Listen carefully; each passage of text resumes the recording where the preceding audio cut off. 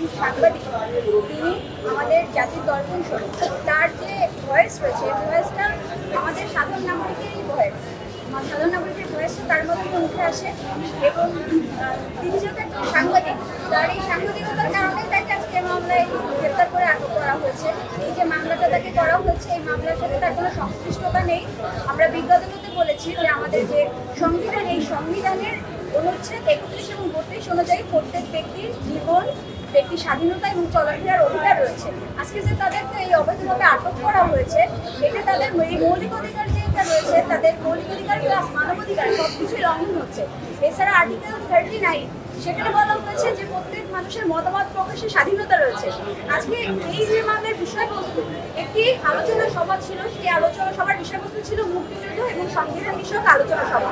এবং সেখানে যারা বাংলাদেশকে ভালোবাসে, যারা মুক্তিযুদ্ধে অবদান রেখেছে, প্রত্যেকেই ওখানে উপস্থিত ছিল। বিভিন্ন বুদ্ধিজীবী পর্যায়ের মানুষজন উপস্থিত ছিল, মুক্তিযোদ্ধারা ছিল, সাংবাদিক ছিল, এছাড়া সমাজের বিশিষ্ট ব্যক্তিবর্গরা ওখানে উপস্থিত ছিল এই মুক্তিযুদ্ধ এবং সংবিধান বিষয়ক আলোচনা সভায়।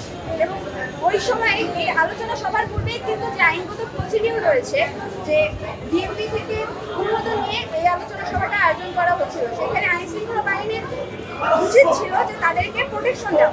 তাদের প্রোটেকশন তো দেওয়াই হলো না, বরঞ্চ বাইরে থেকে কিছু মানুষ অনাধিকার প্রবেশ করে তাদের সাথে মব সৃষ্টি করলো, তাদেরকে লাঞ্ছিত করলো, অনেকের গায়ে হাতও তুললো।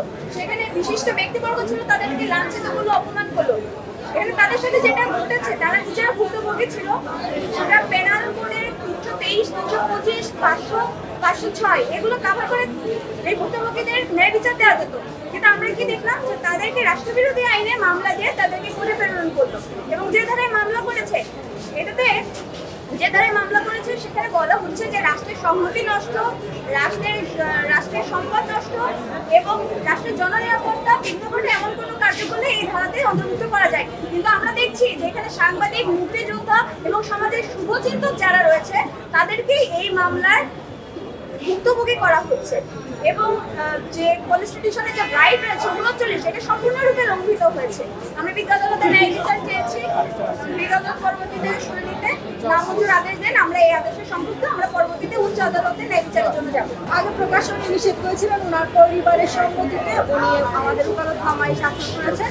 এটা হচ্ছে আমাদের এক সিনিয়র আপু, ওনার ওকালতনামায় উনি স্বাক্ষর করেছেন, স্বেচ্ছায় স্বাক্ষর করেছেন। সেই ওকালতনামা জমা দিয়েছে বলে আমাদেরকে শুনানির অনুমতি দিয়েছে। উনি আওয়ামী লীগ থেকে 10 বছর আগে ওনাকে আওয়ামী লীগ থেকে বহিষ্কার করা হয়, এবং শুধু বহিষ্কার না, উনি জেলও খাটেন এবং ওনার নামে মামলা ছিল এবং উনি নির্যাতিত আওয়ামী লীগ থেকে, এটা আমরা বলেছি।